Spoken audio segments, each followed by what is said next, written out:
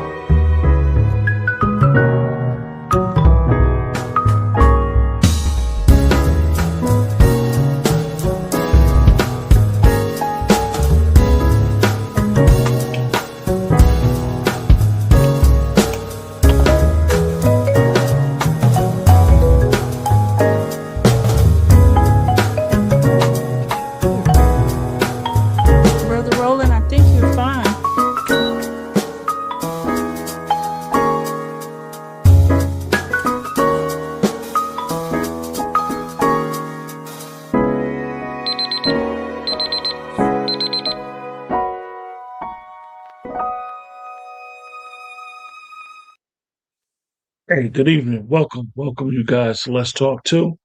And tonight we'll be having discussion in reference to foundational Black Americans, the freedmen, the Negro American, and understanding what is going on present. We've heard these terms. I myself is here. Sister Kim is here. Brother Roland is here. And we're going to have a discussion tonight in reference to what is going on. A lot of people see a lot of online discourse or clarity, what we would say, and people putting their foot down on what is delineation and delineating themselves from the diaspora. Like I say, is the diaspora is a very interesting thing when you start discussing it, because the reality is that everybody in the diaspora can delineate except the Black American, the Negro American, the Freedman American. For some reason, when their delineation is being brought up, it's always, you guys don't have a culture.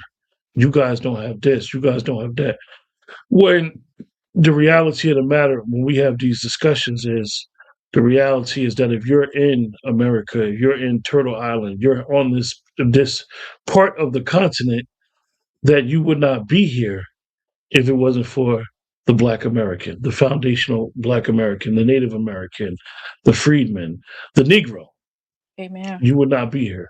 You would not even be able to get into the country presently if you were not here off the sweat, blood, equity off their backs. And for some people, the conversation will be difficult. For some, it's very clear as day what's going on and why it's necessary, and why it has always been kind of going on, but we see what we would call a renaissance in, hold up, this group of people and their descendants are tired of carrying the water for everybody else. Everybody else being able to climb the social economical ladder in this country, and then turn their backs on the very same people, the very same descendants that they got in the country on. Some have been outright disrespectful. Some have been outright a detriment to our restorative and protective claims, to the point where even when they climb that ladder, they have been outright blatant and outright closing the door. We even see that when you talk about Reparative. congressional. Wait a second, Kim. I'm When sorry. you even talk about the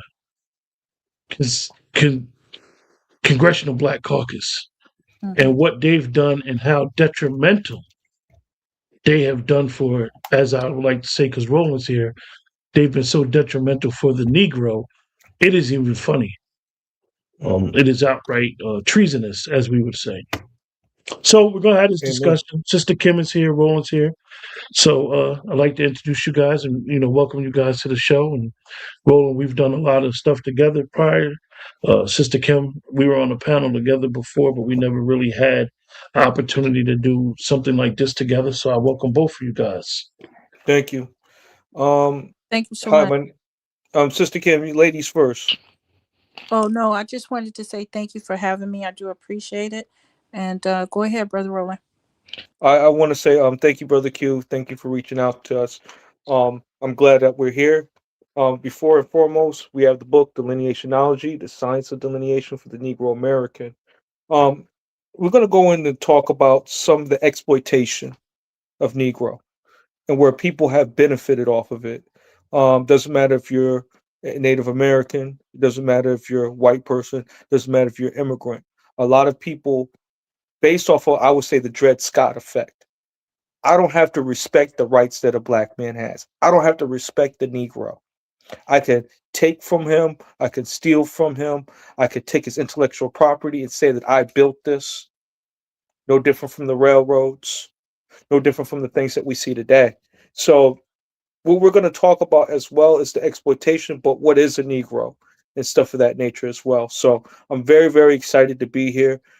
Sister Kim is here as well. She's a very, very staunch supporter of Negro on the birth certificate. I enjoy working with her.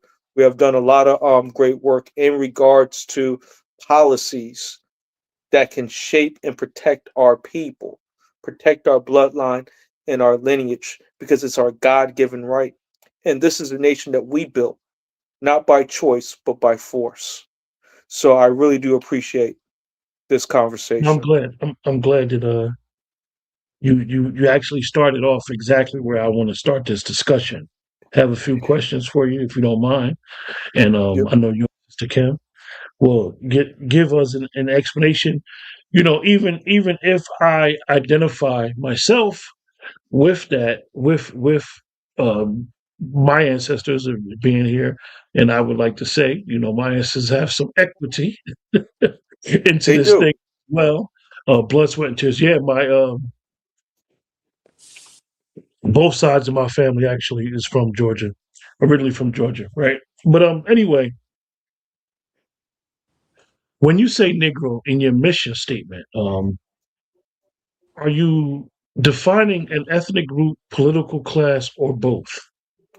I'm first defining an ethnic group and a heritage of a group of people.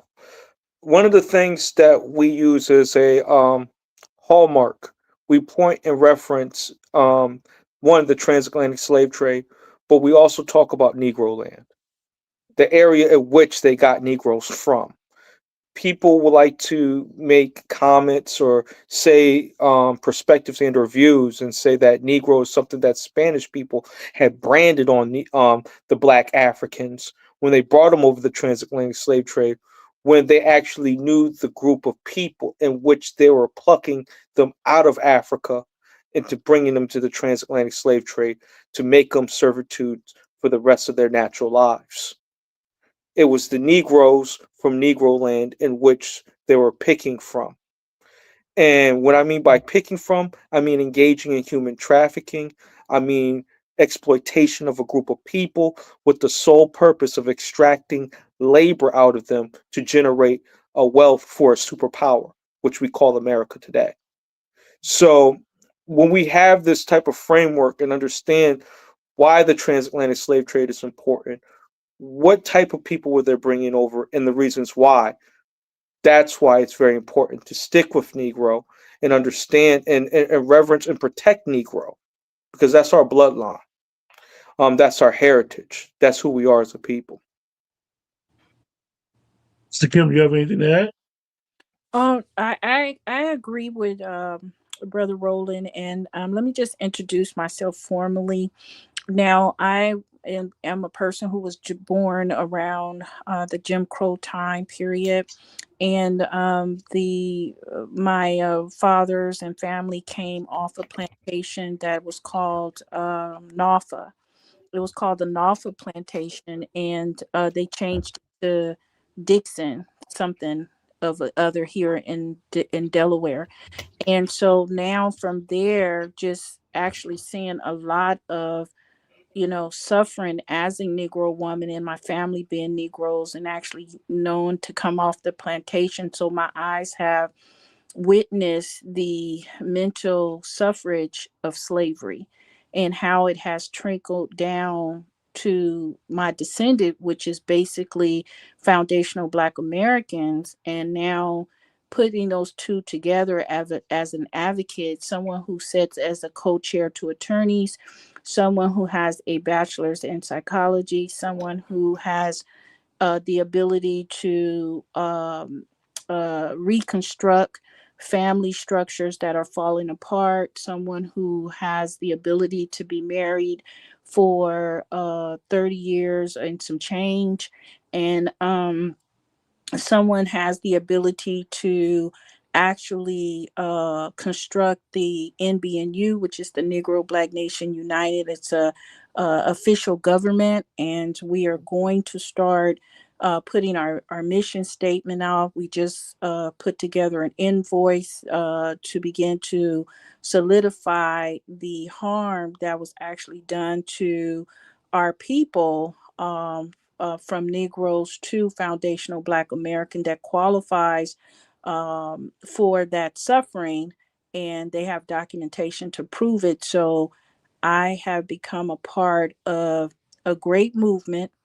I really appreciate this time period. I appreciate working with Roland Dunham, who has a master's in forensic. He has a master's in investigation. He has built a delineationology institute, which, you know, if you're real, that person who is entitled to something, we have constructed a way that we could make sure that you as a victim is actually getting paid or will receive your just dues.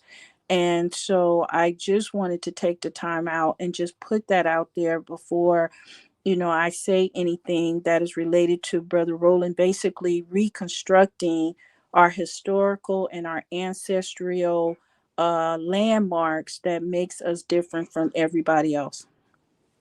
Well, Oh, I do I want to appreciate chime you in on giving one that thing. clarity. Go ahead, Ron. I do want to chime in on one thing. I have a master's in investigation. I do have a certificate in elderly and children investigations with vulnerable populations. So when it comes to historical reconstruction, you're going to need somebody that's going to investigate, ask questions, and know how to do it in a tactful manner with our elders to get the knowledge that extract that knowledge out from them and be able to make sense of it and be able to apply it to a reconstruction type of format to restructure our lineage. And that, So those are my expertise and what are my things that are. I don't have the forensic background, but I'm more into the investigative side. Great. So you guys, I have some like I said, some questions, and it'll give it hopefully that, you know, those that may watch the program, those that may get an understanding of what we're trying to do, what we're trying to explain, will give some people more clarity, because unfortunately a lot of things, when you see things on the internet, things come off as very divisive. And a lot of people, when they see division and stuff that goes on and see argument, some people cling to it. But there's a certain group of people that be like, oh, I don't got no time for all that stuff. I don't need to know all that stuff. I'm a Black person living in America. I definitely don't need to be putting myself in no situation that's going to add more drama to what I got to deal with every day in Mhm. this land.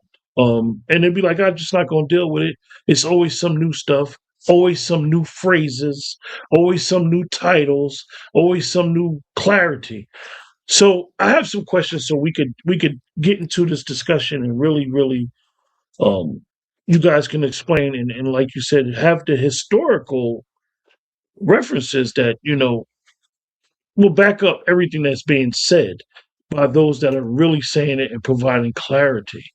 So I want to ask my next question directly to Kim, right? Um, what makes lineage essential to your framework rather than race alone? that's a pretty good question, because the lineage is tied to Emancipation Proclamation.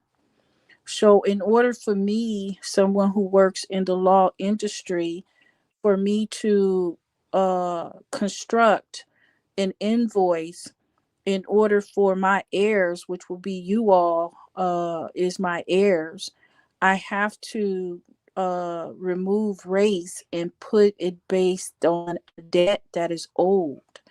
And based on the debt that is owed to me, it goes to my children. So now I've just tied a chain, and the chain is now being connected from me as the Negro. Then that will go with your history, and the ancestral part of what belongs to me goes down to my heirs. So now I put those together. You now are addressing lineage. Okay. Okay. So Roland, I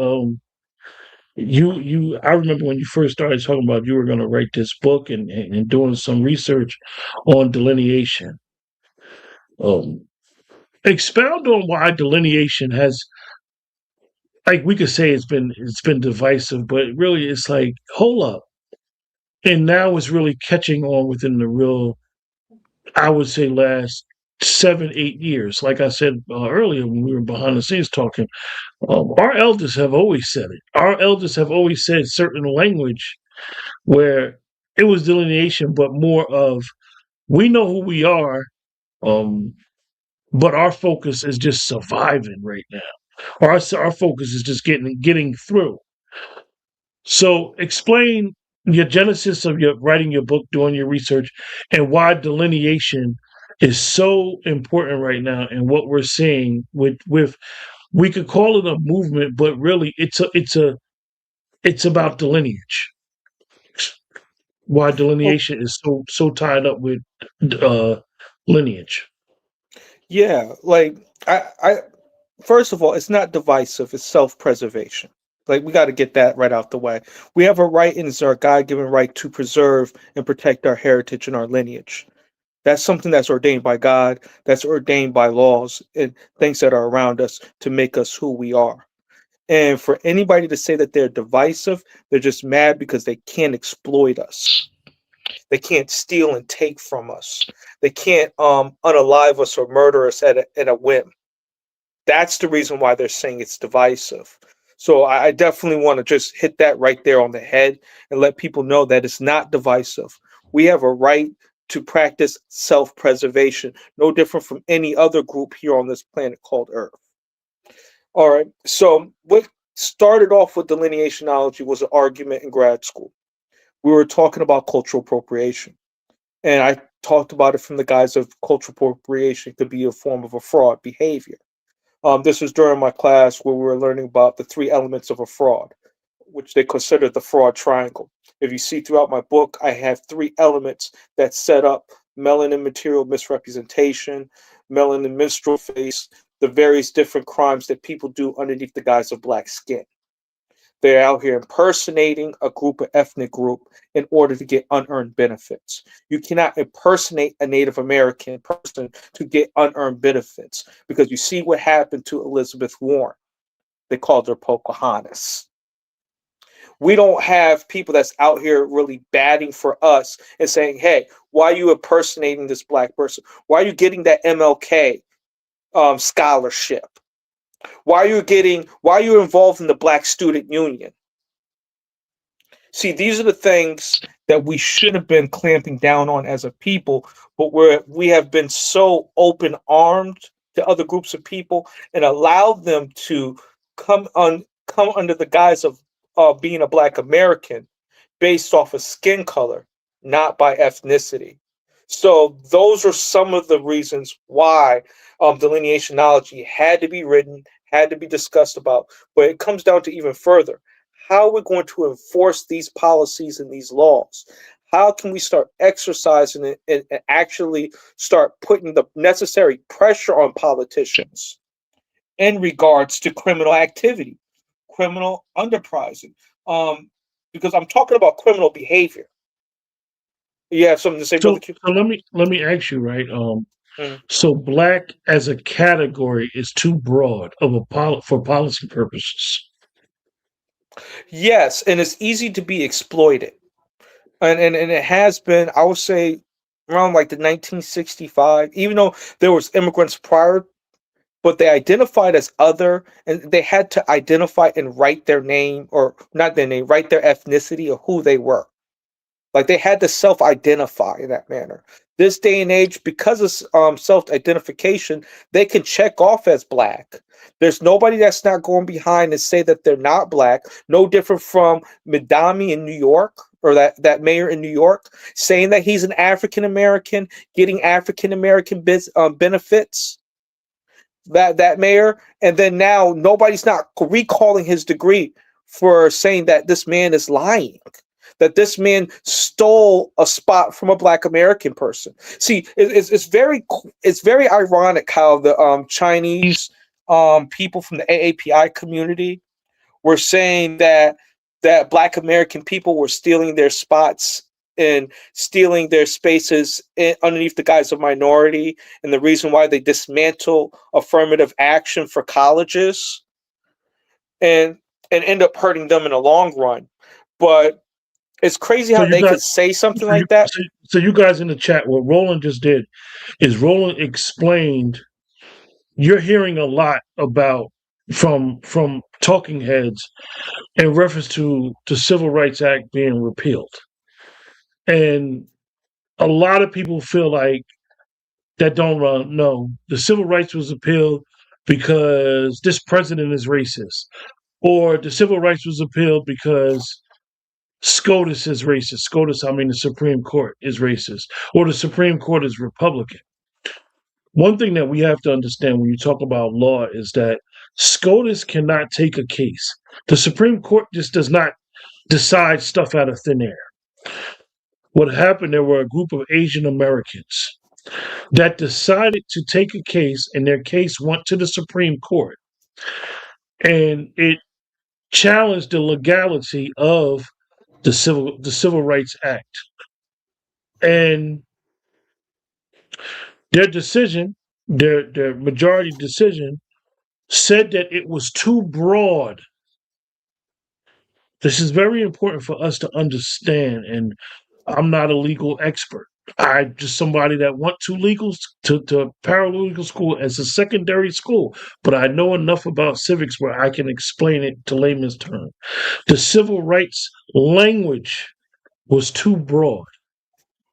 Mm-hmm. And what the Supreme Court's decision did is it shot down some of these quote-unquote protections that in the language from the original Civil Rights Act was too broad.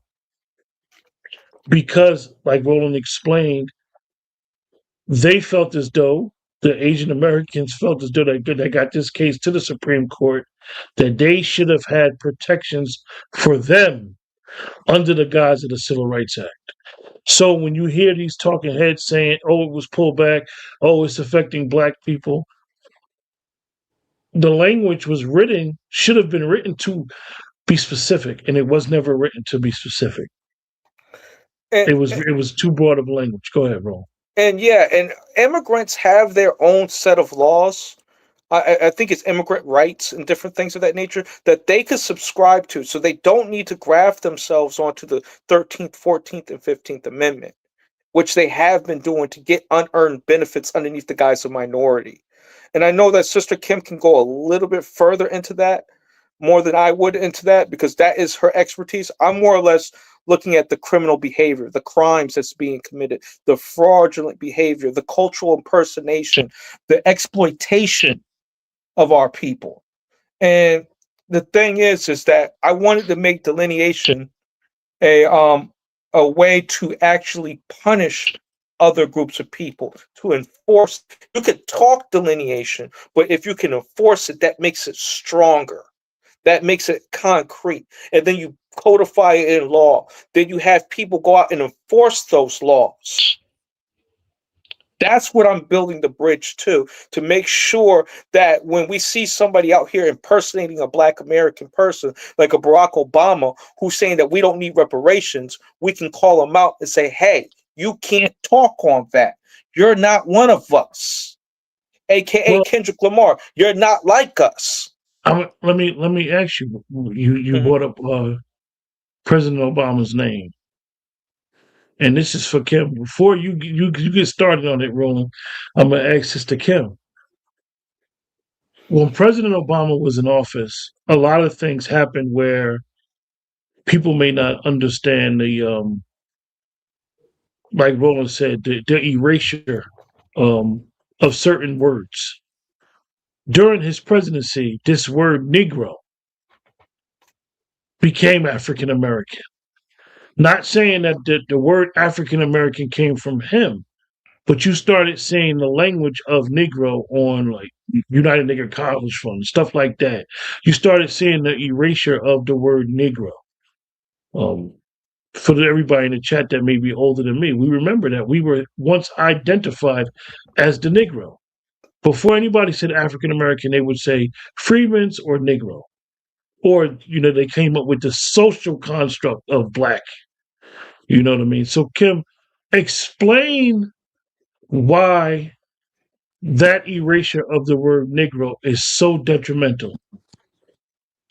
Yes, I'm currently putting together a lawsuit against the United States of Office of Budget Administration that has recently continued to migrate the multicultural individuals into the foundational Black Americans who are tied to me, which is I am a Negro. And what I have established being a Negro goes down to the foundational Black Americans. And because the removal of my existence has caused, I believe I've multiplied, I think it's $1.4 trillion of deprivation to my current existence heirs, which will be you all. And reason why it's a detriment is because it leaves our people out of the possibility of being self-sufficient. It leaves us out of the possibility of having any kind of progressive growth. It leaves us out of the possibility to be independent. Anything that we have, we're now removed. So it's like me personally, I don't exist. And then to tell the whole world that I'm just a term when I'm walking and talking and breathing, and I've had children that has, may not have been classified or written on vital records as a Negro. My husband is a Negro, but they began to classify my children because they didn't come through the time of slavery. They classify my children as Black or yeah, it was Black. It was Black. It wasn't even African American. It was just Black. And so now they're stealing whatever I want to give to you all, such as the Negro Fund, such as the Negro Grant. As far as there's a lot of, it's also something that's called, it's an ongoing sovereignty wealth that has been passed down to Negroes through the emancipation that you all are no longer tied to because you have no ethnicity. You're no longer tied to Negroes, so you have nothing coming. So that's the detriment of just removing Negroes, remove anything that you're entitled to, the landmark, the reconstruction, the advocacy, the protection, the ongoing wealth, our economy, rebuilding, reconstruction. I can go on and on and on, which I'm currently doing that. And you guys stay tuned to my current lawsuit. Hopefully I'll win it and be able to begin to provide some victimization notices where those who are a part of the lineage can receive some kind of payment from what we recover in our organization. But that's all I have to say. I hope, did I answer No, that? no, no, no, no, no. You're fine. Because I want to have some. I understand the legal jargon that you're using, Mm-hmm, and understand why it's so important. Because you hear a lot of people when people talk about, and this conversation is really more of the protection claim that mm-hmm, we should have. But mm-hmm, when you hear about reparative justice, when you start talking about reparations, oh my goodness, it's a bunch of people that oh, I shouldn't have to pay for these people, or why should I be part of this? Everybody become Why shouldn't I be a part of economists. this? So when you talk about exactly, everybody becomes economists, and then you hear the people that say black isn't a legality. Mm. This is why I asked you the question about Negro. This is why when you look at those papers, those treaties, you will literally see Freedmen, you will literally see Negro in the paperwork. Um, and understanding that erasure that Roland had brought up and understanding what really happened during the Obama administration, where the word Negro basically really got phased out. And I'm not blaming President Obama because President Obama was doing exactly what he was sent to do. He was standing on his 10 on who he was. He's not a black American.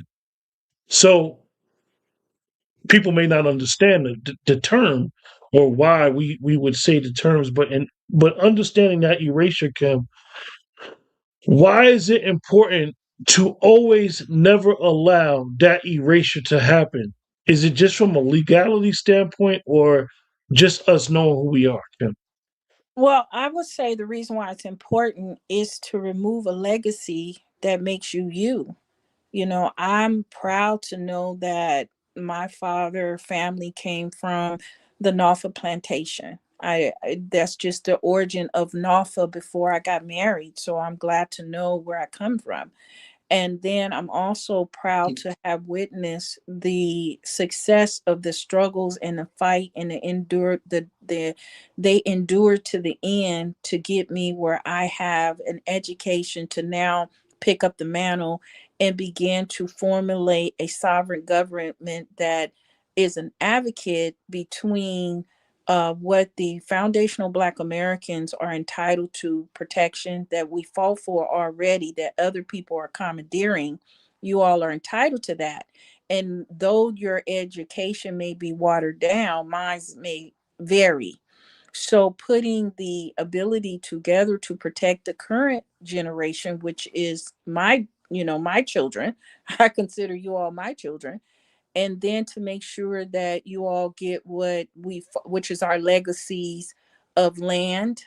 It's our legacy of the labor, the free work that we did, that it's time for them to pay up. You all are entitled to that. And but they're not going to pay you as black because black people didn't build anything. It was your ancestors, which were Negroes, that put the work in or died or that had the harm.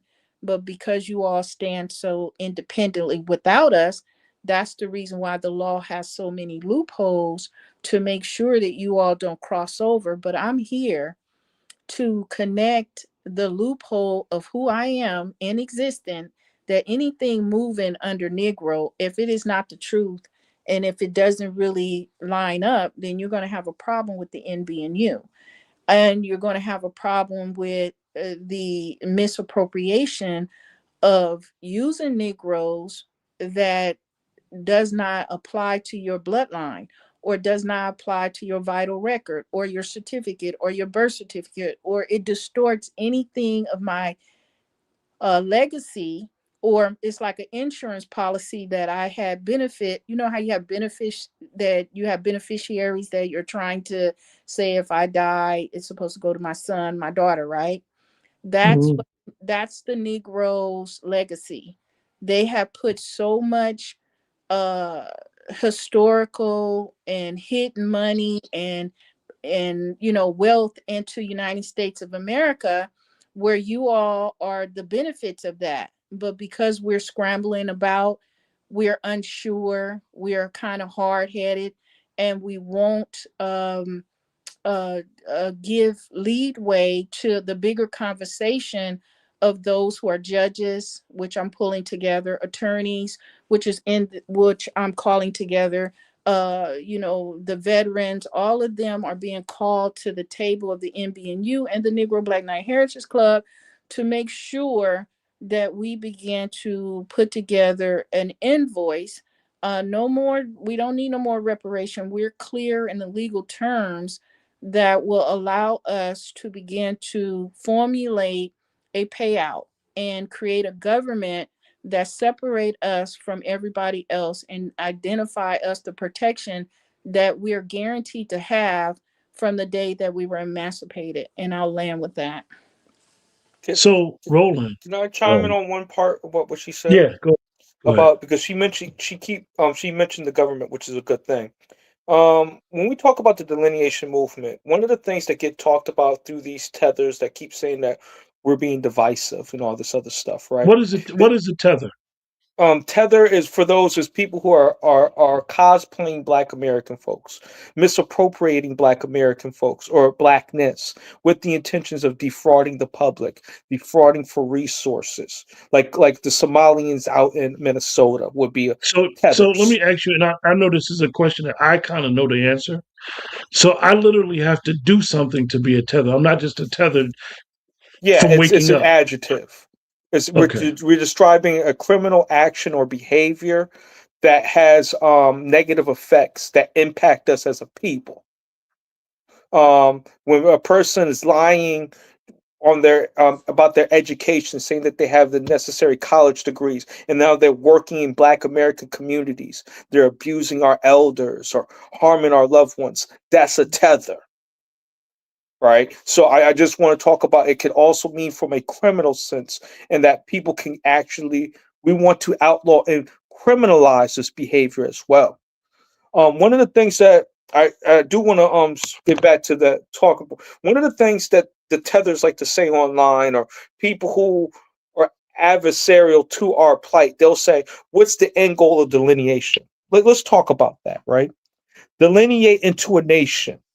That's Nice. why you need a government. Yes. That's should be the end goal of delineation. Us being a nation within a nation of a body of land that we control from top to bottom. That's what we're talking about here. Separating ourselves from this government. Yeah, we could be like the Native Americans, but we'll have our own Negro town over there, our own Negro nation over there. Currency. Don't forget currency. Currency, trading. These are the things that has been ID. historically blocked out from Negro Black American people. That's one of the things I talk about from a global sense, the global market. We can't even capitalize off of the art and the music that we create. That's why you got K-pop out there that I wrote about. That's a problem. Them exploiting Black writers and artists and whatnot. This is why you have them, these Africans cosplaying Black American people, because they look at us as exploitative.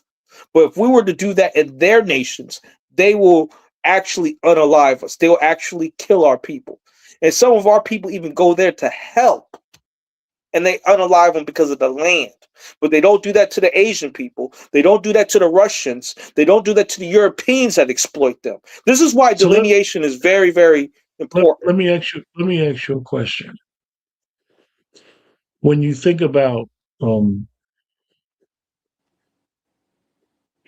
chattel slavery, when you think about Jim Crow, when you think about redlining, when you think about mass incarceration, and you tie all this stuff in together with this group of people who we're descendants of, and you see why distinguishing yourself from lineage is so important. Would you say, from the information that you have, Roland and Sister Kim, would you say that it has basically been a genocide going on? I want us to upgrade those charges. It's eradication of Negroes. It's eradication of Black people. When you lock up Black people unjustly, and over 50-something% of us is being exonerated, that shows that they're exploiting labor from our Black people behind those walls. Some of those brothers and sisters are not making it back home. They're distorting justice. Now, if they're falsifying police logs to arrest these Black folks, these Negro folks, who are the real criminals that are out there that are allowed to run free in our public, in our society? Mm. So those are the things that I think about from a criminal justice mindset, an investigation mindset. And there's over 300,000 black men, women, and children that has been abducted. There hasn't been an emergency ringing an alarm saying, "Hey, we don't know what type of people we got here." Our people are getting organ harvest, sex trafficked. No different from the days of slavery. The only thing is that we're a little bit freer and we don't have whips and slave masters like that on our backs. They just take a different form. Mr. Kim, So what's your thought on my question about the genocide? Yeah, I think the new language you're using is genocide, but I'll go back to Ethnic cleansing? I'll go back to the language that was used in my time period, or the time period that I was a student of my existence and me being here. They classified, they means the slave traders. They classified my land in 1747 as Negro land, and then they established their egregious mindset as to the disdainment of what they did to take a people, and then with cruelty and with the barbaric behavior punish those very people that they stole, wrote books about annihilation. So my time period, we were already aware that it was Negroes to America then to being annihilated. So the annihilation came in many forms. And one of the forms were, as Brother Roland said, is to begin to commit genocide. And then what you said was I think it was what did you just say, Brother Q? What was the word you? Ethnic cleansing. Yeah, ethnic and cleansing. we called that, in my time, it was called breeding. They would take two pure Negroes together, and then they would put an Indian together with the Negro, and it was called mulattoes. So we started to, that's why I accept foundational Black Americans, because I know breeding was a part of the mindset of, the Caucasian people to do ethnic cleansing. One way with just to mix up a whole bunch of, different bloods. And then the other way was to actually unalive a lot of us. And then the other way was to mentally and permanently drug or enslave us, where the opportunity for us to rise like the phoenix that we are out of the ashes, that they will begin to annihilate, remove, and permanently destroy. So that's what I learned from my time period. Okay, in discussing some of the parameters for having this discussion with you guys, right? I kind of understood that, you know, we're speaking about more of a cultural recognition. Definitely when you're seeing people like, really being proud of like, yo, hold up, you ain't gonna be coming here saying that you guys started rap, understanding how the Native Americans, Native Black Americans were here first, and you're here on our back, like we sticking a fork in the sand. So how do we address? And I have to keep hitting this point, and Roland, this is for you, really, in focusing on that legal and economic recognition. Yeah. So one of the things is we in my book Delineationology, what I'm trying to do is combat against these $5 Negroes. And what I mean by $5 Negroes, I mean you got the AAPI community. You have this Indian guy that was running around cosplaying like a black person. Let me show you some cosplay. How to be black. These are the books that are out in circulation where these tethers is out here saying how to be black. You just had another tether that was out there giving the pass to the N-word during Black History Month. Right? I can't think of the guy's name, but you got this. But I know he's from Jamaica or somewhere like that. or Grenada or something like that. So you have these individuals who are allowing racial slurs, and during our month, when they should be learning about who we are as a people, they're okaying the dominant society and the culture because of the skin color. That's one of the things. What I'm talking about is actually creating a force and the mechanism and the mind behind enforcing these type of laws. What type of a police force or investigation agency will actually go out and investigate these type of crimes to make it punishable? See, I'm surprised the Republicans are not knocking on our door because they love making up new laws to punish people. I'm talking Speaking about of that, speaking of that, right? Like I said, you have a bunch of people that really, in my opinion, watching, and I'm one of them people that love decisions by SCOTUS, the affirming opinion and the dissenting opinion. And when you start, and if you're into legal stuff and you like that stuff, you read the affirming opinion, and if it's for something that you like, you'll like it. But when you read the dissenting the dissenting opinion sometimes become precedent in law. And it's very interesting when you read why a justice has an opinion on dissent, because some don't write a dissenting opinion, but the ones that do, you will get an understanding and clarity. One thing that Justice Thomas said, and really, I know a lot of people feel as though Justice Thomas has been a traitor to the Native Black Americans, the foundational Black Americans, descendants of freedmen. A lot of people feel like Justice Thomas has been a traitor. However, I kind of disagree based on his ruling, because he's in his ruling on that case that we brought up about the civil rights with the Asian students. He basically said that black was a broad term. He basically gave the template, and a lot of people may not realize it. He gave the template and the legality of what civil rights was created for a specific group of people, and its originality. This is why you see, like you said, and this is why I want to bring this up. The Trump administration, because of what's going on with immigration, they're talking about birthright citizenship. The Trump administration has clearly said, you've heard him say that his own mouth, Black people, you built this country. He said that. You get other people that want to say immigrants built this country.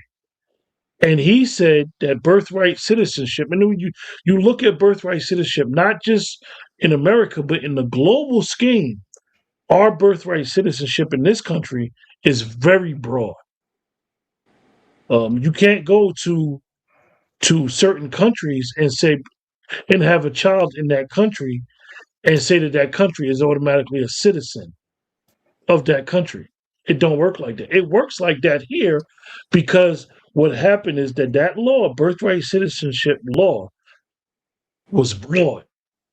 So when we know that SCOTUS is going to be ruling on it, it needs to be specific, because when it was designed specifically for the descendants of freedmen, for the freedmen. It says that in language, actually. So, Roland, I'm going to ask you this question. Before we get to your 7 R's, why is this aspect? Because we could talk about, like you said, we could talk about delineation all we want. Mm-hmm. We could really start explaining to people in the diaspora why the delineation is important for not only us, it's important for them too.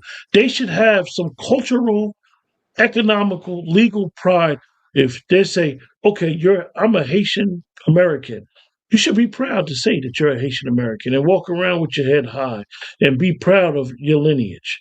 Same for Jamaicans, same for Trinidadian. Black Americans are saying that now.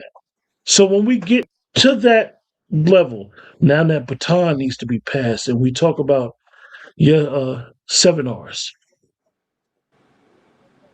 Go ahead, Ron. Yeah. We have 7 R's in regards to we enforce restorative justice for our people. Each one of these R's are a different method in which we want to get justice for Negro people. But I do want to touch back on that ruling and give the baton to Sister Kim in regards to my man Clarence Thomas, because my perspective of it, he's still a traitor to me, and he's not Mm-hmm. for us. And people are, from my perspective, from what me and Sister Kim have talked about, in regards to Clarence Thomas, is that he's not really, that decision and that the way he wrote it was still not in the best interest for our people. And I Mm-hmm. think that Sister Kim could eloquently discuss it in the more detail than I can on that talking point right there. Sister Kim, are you there for to talk about that Clarence Thomas thing?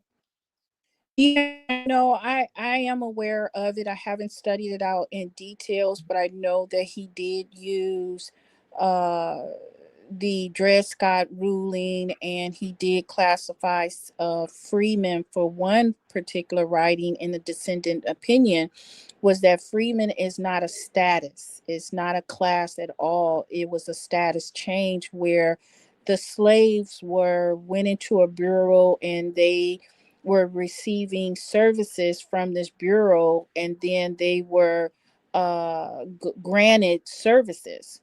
So Freeman was a bureau for the slaves, which were Negroes, that had went into a lot of the military. And you had the Buffalo Soldiers, you had the Negro Cavalry, you had the color soldiers, and they were granted an opportunity to go from being slaves, servitude, to being free.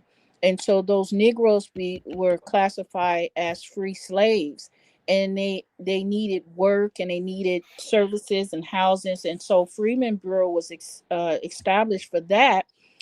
And they often also um, leased those Negroes back that was free back into slavery. So ultimately, the freemen individuals are Negroes who were classified as free. And Freeman is not a bloodline. It is not, Clarence said, it's not a bloodline. It is not an ethnicity. It's a status change that they had a pass, like getting on a bus and you're getting a transfer. So they had the right to go both up and down in the world, where other slaves did not have that bus pass. They didn't have that bus pass. They didn't have that transfer. They didn't have anything.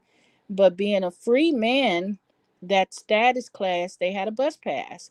And so I think Freeman has to be a little bit cautionary from my investigation and going back over the Dred Scott and dealing with the legal terminologies of the laws that connected freemen to Negroes to being free and a status change.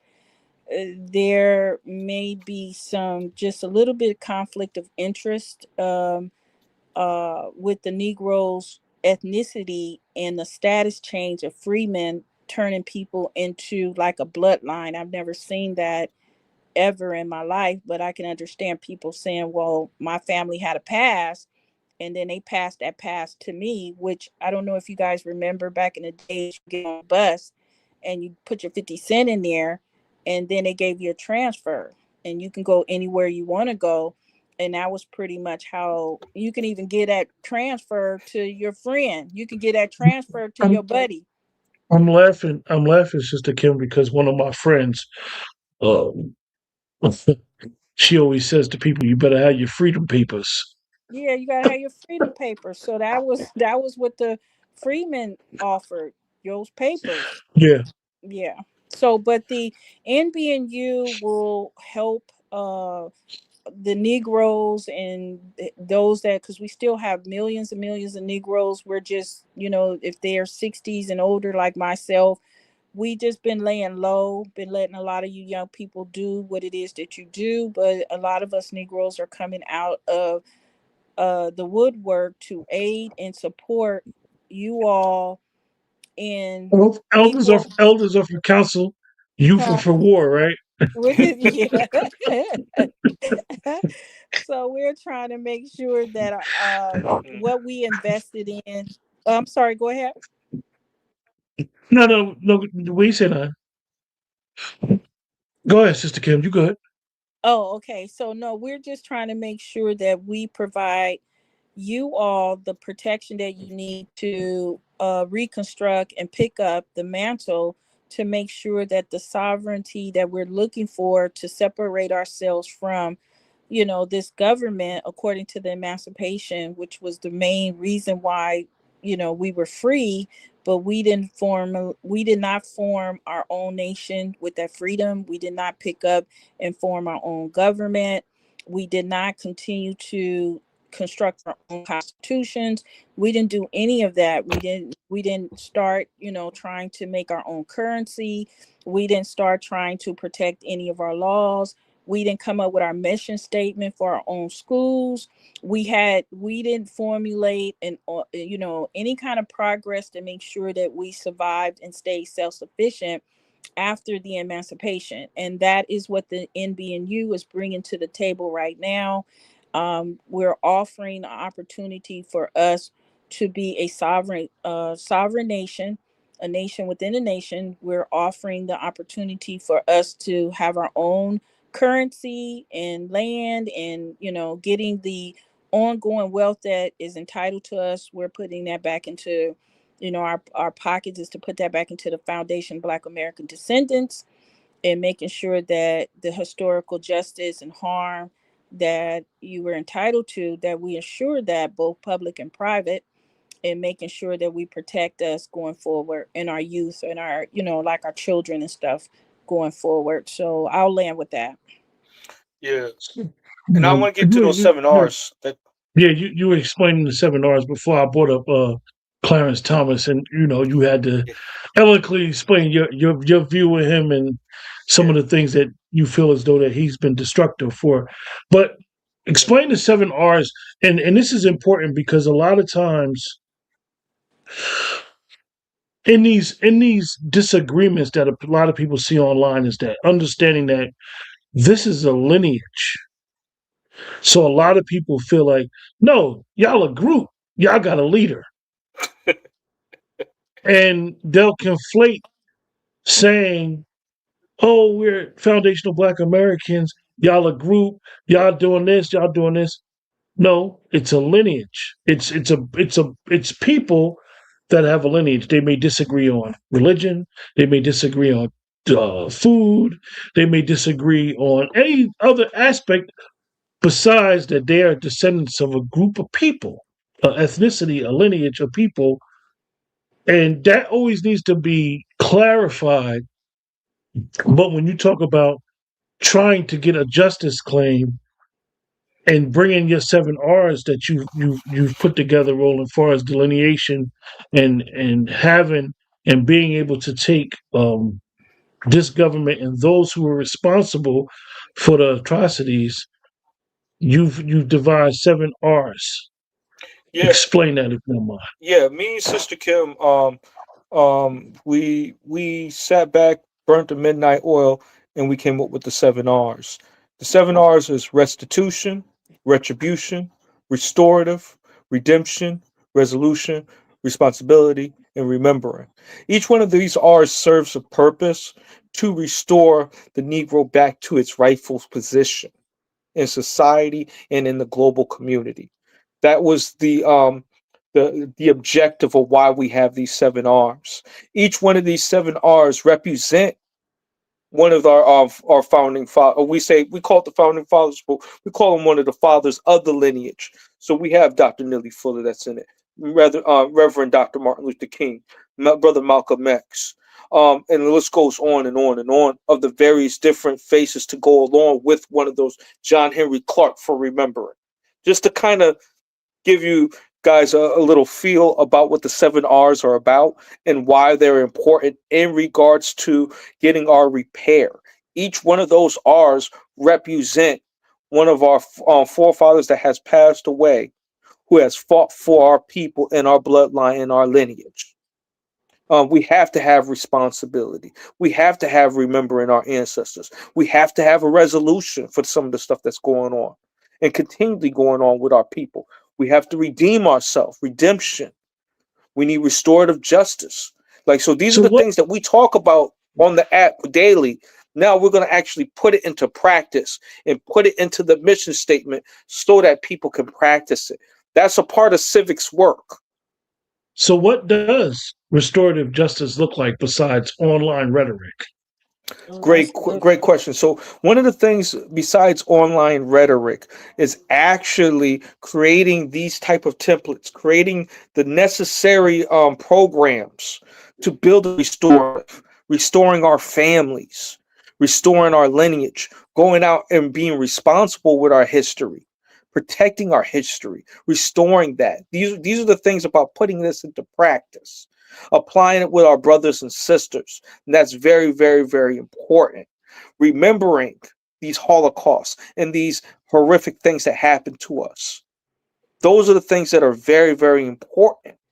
Making sure that this is not no this flag right here. This is not no Salon flag. This is not no free. This is a Negro Nation flag, right? This is coming from the rallying point from Melvin Charles himself. So we need to remember these things so that people won't change the narrative on our history and shame our ancestors. We always talk about that we like our ancestors and this, that, and the third. Well, how about we lift up the words of what they're saying and protecting and preserving it? That's a part of the responsibility. See these R's? That's a part of the responsibility that we're doing Sister, as a people. And that's why it's you want, very, very important, these 7 R's. Sister Kim, you want to chime in on what is restorative justice besides online rhetoric? Yeah, let me now it there is true. It is a lot of people who are upset because they're trying to take a deep dive in what I would call legally is called lineage reconstruction. And Brother Roland has a pamphlet about a lot of reconstruction is a lot of our landmarks and things that we have contributed to this world that based on our lineage we're now redeeming or we're asking, basically demanding that those things be restored to us. And so that's we're using those 7 R's as methods in order to clarify our claim. And I don't know, did you want me to begin to actually, when we talk about restorative claims, justice, lineage, reconstruction, are we ready to actually move, to a progressive state? Like you said, it's just not online rhetoric. The bigger question is, are we as a people willing to hear what's right and then comply to something that you may not, it's like you may not be the ear of the body, but you still need the ear. You have body parts and they all work together. So you Hmm. not understand how the brain work, but still the brain needs to do what the brain needs to do. So some of the online rhetorics are just many parts of who we are as a lineage, and we're just trying to take a deep dive to say this belongs to us and it doesn't belong to anyone else. And then the people, of course, who's getting clear that you can't come into somebody else's house illegally and then take something that don't belong there, getting the message that you can't keep doing something that you were doing and you're getting a whooping for it. So you get a lot of people getting upset, a lot of tantrums being thrown. You just have different response from the message that you once was able to enjoy the barbecues, the cookouts, the domino playing, the spades, the pools, shooting the breeze, we slapping fives, you had access to that. But now it's time where you went too far. You went into the kitchen, you start taking food. Every time we turn around, money is missing. You're doing too much in the house. You're still a guest, but you're doing too much. So now you got a lot of, us, we seen you steal. Stuff is coming up missing, we look around some, we had a couple quarters somewhere and all of a sudden the change drawer the money start diminishing. Hmm. The money is coming up missing. So we start looking around. We like, who's stealing the money? So whether you like it or not, most of the individuals who are knockoff black people are stealing and siphoning and expunging off of the color simulation of dishonesty because you know you were probably born as a Kenyan, a Haitian person, a Trinidadian person, but you're not even wearing those stripes. You're not even wearing that whoever you were born as, you're not wearing that because your malice intent is actually to defraud the people who actually labored, put the work in, sacrificed, paid the cost to be the boss. And now you came in on the back door and Me you're no black. Me no black. playing black, stealing something that don't belong to you. And now these very peoples are shutting the windows, shutting the doors, boarding up stuff. And so basically now you're perturbed, you upset, and you're now talking about how they're divisive. At the same time, we are coming up missing by the buttload since you've been here. And Can Let I me let me can I ask you a chime in? question, Roland. I go have ahead. one question I want to ask you, Roland. Mm-hmm. And Sister Kim, I don't know you as well as I know Roland. I'm gonna ask Roland this because this, um, I might put a smile on his face when I ask him this question, right? Mm-hmm. Do you think that white America, Roland, is getting their defining moment to understand, like, hold up, the whole time it hasn't been the black Americans that have been doing this stuff. When you see like the fraud in Minnesota, because we're Roland, me and you grew up in urban areas, and then when you start traveling, you start going to different areas throughout the country, and you'll come across people from white America, and they will have their own prejudices, not the racism, the prejudices of a group of people. And do you think that they're getting their wake up moment too? Like, hold up, these people been stealing resources that we thought or we interpreted was for a group of people that in all actuality, because, and I bring this up, Roland, because for those that don't know, the Minnesota fraud, the ringleader to the Minnesota fraud is a white woman. Mm-hmm. Mm-hmm. She's been found guilty of it. Mm-hmm. The Somalians are the face of it because they're choosing to be the face of it. They've been the beneficiaries of the fraud, but they not only did they say, I didn't know or I didn't have anything to do with it, they've literally doubled down and allowed themselves to say, whatever, we did it. And ain't nothing y'all gonna do about it. And we didn't. They, sometimes, and Roland, this is speaking to your background with your masters, right? Usually, when you hear something about fraud, and fraud is so broad because the beneficiary of a fraud may not even know. They might have got looped in Mm-hmm. by the fraudsters. And when the Minnesota stuff came out, and I don't want to take away from the conversation, you guys, but it's just crazy what's going on right now. I didn't understand why the Somalian community doubled down. I thought it was crazy because here it is, the woman did it. She was the ringleader. I know people that used to be into crime, and the first thing they would do would shut up. Not only did this Somali community not shut up, they got belligerent towards the federal administration about all these millions and millions of dollars that they said was part of the fraud. Explain your view Yeah, of that whole situation and how that whole situation ties in with them cosplaying. yeah, we're gonna have to take it piece by piece, right? We got to talk about them. They like model minorities, right? And one of the cases that I could bring up is the Peter Liang case, right, where he unalived and killed a Kai Gurley in New York. You can Google it; it's in my book. I talk about it briefly. But one of the things that these AAPI community did was protest. They organized off of WeChat. They gathered their numbers up. See, we can't even have a social media apparatus like that, like without them interfering with it. But they were able to get politicians to come over to WeChat. They were getting money from Malaysia, and God knows where, to push that agenda to say that, hey, it's okay to get an Asian cop off that did something wrong. We're going to get him off so we can say it's okay to do criminality and unalive and kill black men. Even though the guy's African, it was what it was representing the reason why they were pushing hard. And that's why they were pushing so hard. And it's kind of like the same thing. And also I could point to what's that other situation with the young Tasha Harlan? Kind of the same thing too, where these immigrant groups, no matter what their skin color may be, or wherever they come from on this globe, they feel like they have a model minority status where they do no crime, they do no wrong, even though they're engaged in criminality. Heck, some of these people come over here illegally and they still haven't gotten punished yet. We got to keep it real.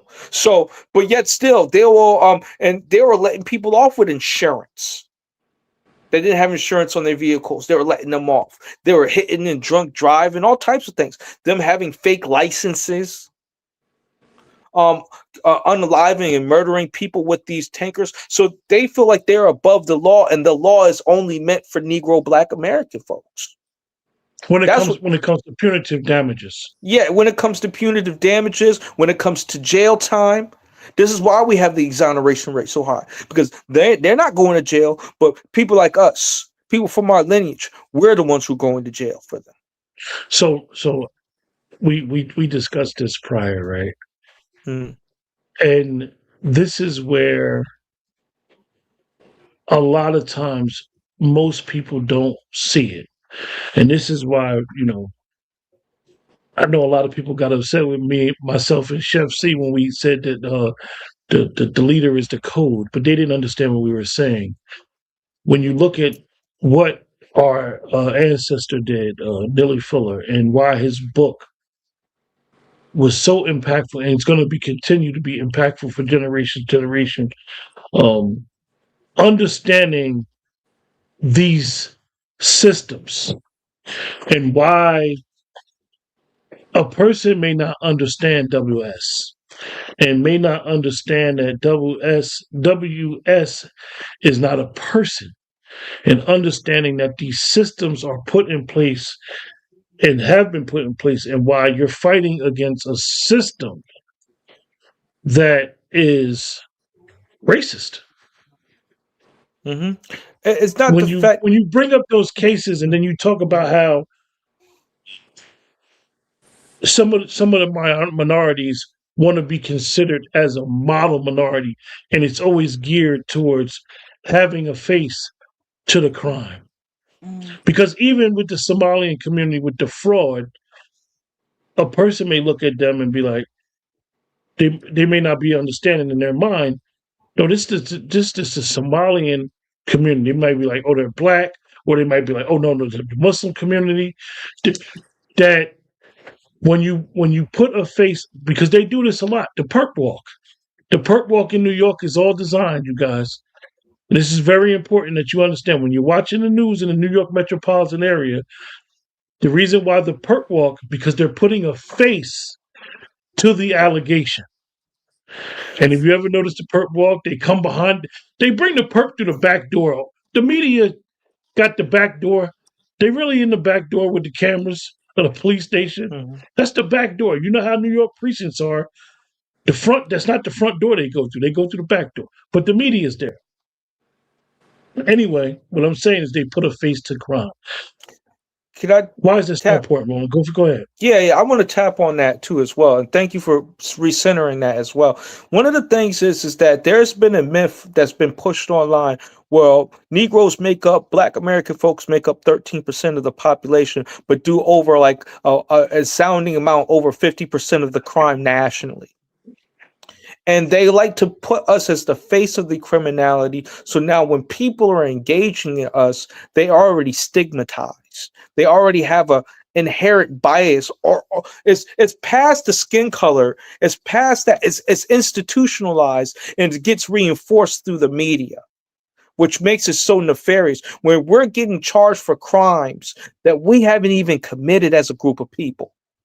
Like let's break down white collar criminality.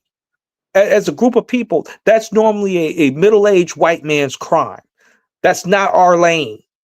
So when you have these other melanated immigrant groups that are engaging in that criminality, they put that underneath the Black crime statistic, and now they're over policing us. Now it gives the justification for them to come into our neighborhood, to over police us, to investigate us and scrutinize us more, due to the fact of the immigration and the immigrants that are engaging in certain type of criminality, and introducing new drugs. Shout out to the Shower Posse. Shout out to the Zopounds. I could go through a list. The Mexican cartels. Like, these are the people who are engaged in these type of criminalities, sex trafficking, and sometimes those statistics ended up where we're holding the bag. We're the ones and holding the bag. it's important that what Roland's saying, that you guys in the chat and you guys that may watch the rebroadcast of this, that we all understand what goes on when it comes to putting a face to the crime. It is very, very important that we understand. One of the issues in New Jersey, I don't know, about 20 years ago, you guys, I'm originally from New Jersey, about 25 years ago, racial profiling became real Driving popular. while black. I actually know people who got incarcerated because of the racial profiling cases, right? But one of the things that they don't tell you about racial profiling is the reason why it was such a big thing was they were profiling based off of race, and that made it a quote unquote a legal issue. However, they still profile. In New Jersey, they have what they call, I don't know how up to date it is, they have what they call the drug dealer profile. This is when people used to be out in the street and sell drugs on the corner. The drug dealer profile, literally in the state of New Jersey, was Timberlands, blue jeans, white t-shirts, and dreadlocks. This is when everybody had the dreadlocks. You would think I'm crazy, but I know this from various law enforcement people that I know, that they literally had a state profile of just what the street drug dealer may look like. It's not based on race, so they're allowed to get away with it. However, when you're putting a face on crime, think about it. Who has dreadlocks? You don't see white people with dreadlocks. Mm. You see what we could consider black. So it wasn't based on race, the profile, but it was broad enough and specific enough where you would think it was a group of people. And this is why what Roland is explaining and what I brought up, and I'm going to continue bringing up, is that when they put a face on a crime, that how it is so detrimental and so harmful to our lineage. Almost. Can I go one step further about them putting even when it comes to essay assaults, stuff of that nature? Like, they don't have a profile of the white tea guy that's running around. What is that white tea person really like? What does he really wear? They don't get, but they'll do that to allegedly black drug dealer. I just want to throw, and they're the ones who's really high when it comes to essay of children, essay across the board. They're the leaders of that. But you don't see them breaking down a full scope profile, saying what type of model make truck that they might drive, what type of boots and laces they might wear. See, I can really go with, like, and this is the reason why I was really thinking about creating a profile book for these WSs, so we can really understand, like, who they are, what are they doing, what are they wearing, why do they have these colored shoestrings up in their boots like that, why do they wear their hat like that, so we know how to identify them when they come in our neighborhoods. And there is Sister Kim, I know you had something to say, but there is, like Roland is bringing up, there is some identifiable markers that they use on a certain group of people. We know when we put the OK sign up, and I'm not going to put the sign up during the show. As a Black American, we could just say that's the OK sign. When you're dealing with WS, they put the OK sign up. It says for white power. So understanding these profiles, understanding these sign languages and how people wear their clothes, this is very, very important. We're putting a face to a crime is not just that person's face. It puts a whole lineage, a whole group of people to that crime as well. I know some of us be like, what are you talking about? Just look at it. When you go in the store, and I love people, but when you go in the store, think about when you see a group of young black people, young black brothers at the store, in front of the store. We will feel comfortable with them. This is our people. Hey, what's up? You do the head nod, you do it all. But it's a profile that has been put into our conscious of what they could and could not be doing that will make us have apprehension, rightfully or wrongfully. So it's very important for us to understand it. Sister Kim, you had something you wanted to say, right? Yeah, no, I think what Brother Roland was saying was in yourself, as far as just having people who have black skin similarity and then attaching them to a criminal perp, kind of putting them before the people, that's kind of a us kind of scam, where the Trump administration has just brought out what they call a scam act that is associated to so-called black people behaving, and they're not really black, but they're behaving to extort funds from grants or any kind of money from the government. And they're doing it under the auspice of looking black on the outside, but there is a criminal, organization kind of like backing them up. And so that is being that has caused a problem with the Trump administration, and they have did something about it. And I just wanted, it's called the Scam Act. Y'all can look it up, but it's called the Scam Act, and it's actually beginning because it came from what happened in Minnesota. So they are associating individuals who have came over here, got Pell Grants, got student loans, got money, got business loans, then went to I forgot the other one that they create, like nursing, some kind of university. Yeah, the nursing fraud in Florida Yeah, with yeah, the Haitians. yeah. So it done accumulated to what they call the Scam Act. And now that is one of the things that, I don't know if a lot of foreigners know about it, or any black person know about, but that's the one who's now getting people that's coming over this country locked up for a long period of time, because you're trying to play like you're black. And most black people are very sincere, honest, and law abiding, in spite of what white America put on these TVs and try to act like we some criminals and this, that, and the other. And it's just not true. But they Because and go Sister ahead. Kim, that was the beginning of our conversation before we even went live. Was that we know inherently about delineation, because we would always say, the elders like yourself would always tell us when we go out there, represent, don't make us look bad. You know what I mean? You would always hear that. You would always hear the elders saying, "Yo, when you out there, know how to conduct yourself, know how you were raised." So we always had a level of decorum, of knowing how to move, Hmm. and not making, even when we make mistakes, Hmm. not trying to make everybody look bad or Hmm. everybody look good, or if you're gonna do it, you're gonna represent us right. And that, some people could say that's a burden that's Hmm. on the Black American. It's like the gift and the curse, because we wear our race and our lineage on our back. But when you think about everything that we've been through in this country and our ancestors have been through in this country, it's a prideful thing that we understand that, when I see a person like rolling out in the street and I don't know him, that we acknowledge each other with the head nod, that we like, peace, bro, because I know his struggle. He knows my struggle. Hmm. I Yeah, know we how try hard to it stick is for together. him.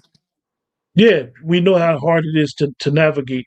So, you guys, great conversation, man. And we're going to wrap it up, man. And I really, really, um, I look forward to this. And Kim, I'm gonna blame Roland, because I told him about a month ago or Hmm. 2 months ago, like we got to do this, and Hmm. Yeah, we was tied up, and then the winter. Like, listen, you guys in the chat. it's For crazy me, winter. this has been a very, very trying winter. I know a bunch of you guys mentioned Dr. Short. Dr. Short is actually doing very well. he will get back to what he's been doing very shortly with his Angry Man book club, with his book club going on, Pat Talk. We just all been busy, and it's been a very interesting winter. Definitely, if you live in the Northeast. But not to take away from what we're discussing here. Any final words, thoughts, comments, you Yeah, guys? we're gonna have to definitely run a part two because we can go a little bit more into this. Because this kind of set the foundation and the framework and why we need to have the bills, the protection bill, as well as the other things of that nature.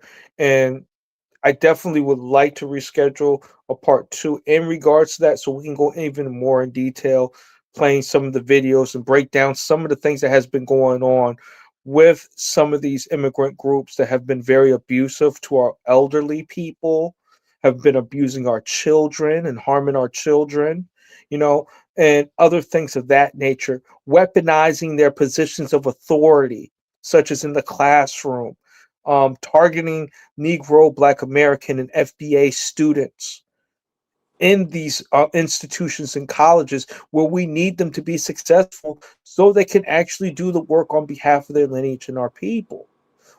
They're actually preventing and stopping Black doctors, Black lawyers, Black professionals in order to put them into those places, which is almost as another form of wealth extraction. So when these immigrant groups keep saying, hey, we don't need to pay no reparations, no, you're engaging in the harms, in the continual harms of Negro Black American people. Therefore, yes, you're going to have to pay them reparations as well. You're a co-conspirator.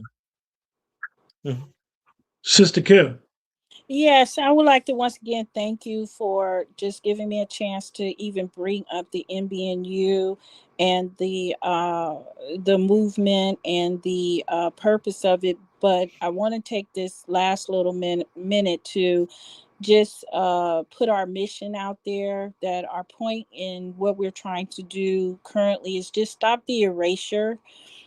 We are definitely issuing notice of intent to sue in a lot of different areas, and for conflicting or even conflating who we are as Negroes, who we are as, Black Americans. We are identifying scams and those who try to mimic our experiences in order to extort us or use our history for monetary gain. We're addressing all that, or those who seek to remove us from any kind of federal reparation and restorative justice that we're actually writing and working on. So if anyone want to contact us and even, see how they can become a member, join our organization, you can go ahead and contact us at 302-551-9722. That's 302-551-9722. And that leads up to Roland Dunham, and that's where you could, one, you can volunteer, you can donate, you can become a member in order to help us preserve our ethnicity and our history, and consider what I'm seeing as a priority. Thank you very much for having me on the show, and I very much appreciate you, Brother Q, and I look forward to talking to you in the near future. Hey, Roland, I'm sorry. I'm sorry, static. What you say? you guys are giving me like an echo noise, you guys.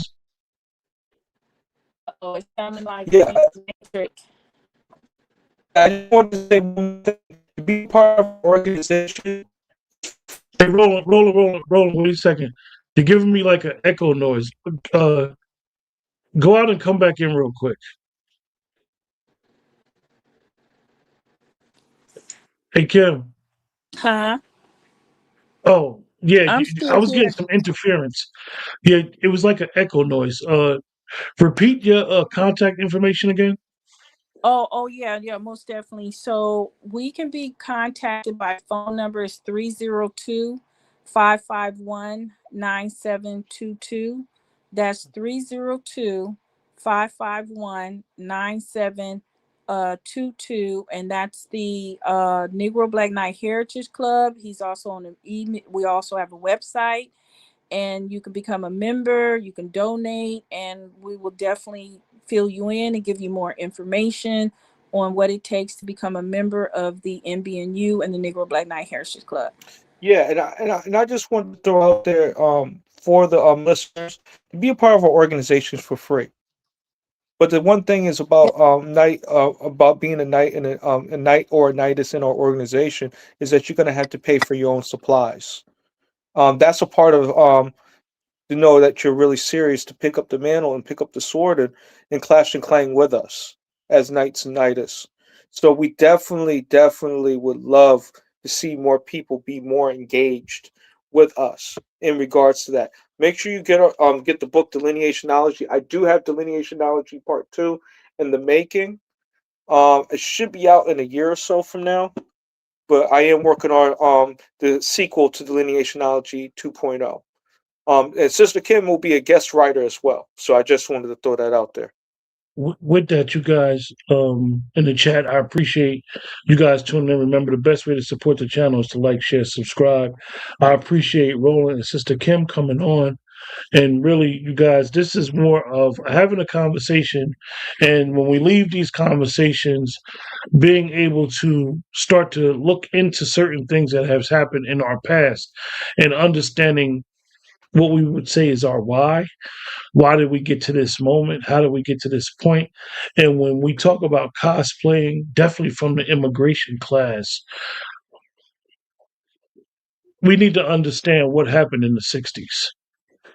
In the 60s, why a group of Black Americans were fighting for uh, civil rights, or what we would say to be treated equally, some equity that they earned in this country, there was an act. It's called the Hart-Celler Act, 1965, where the American government, it was a big immigration act. And in this immigration act that was created, it undermined the civil rights movement. It undermined the civil rights movement. It undermined the civil rights movement, whether people realize it or not. And if you look into it and then you start to understand what happened in the influx of what would all be the immigration class of today, we'll understand why we're in this situation where the Black Americans have been cosplayed not just from a cultural standpoint, economical standpoint, and a social status standpoint in this land. With that, you guys, appreciate everybody for tuning in. Appreciate the conversation. We will have a part 2, probably within the next couple of weeks, so we can really talk about getting legislative protections with reparative justice, with restorative justice. Protections need to be put in place because we know that this land has no problem with physically harming this group of people. With that, take care. Have a great night.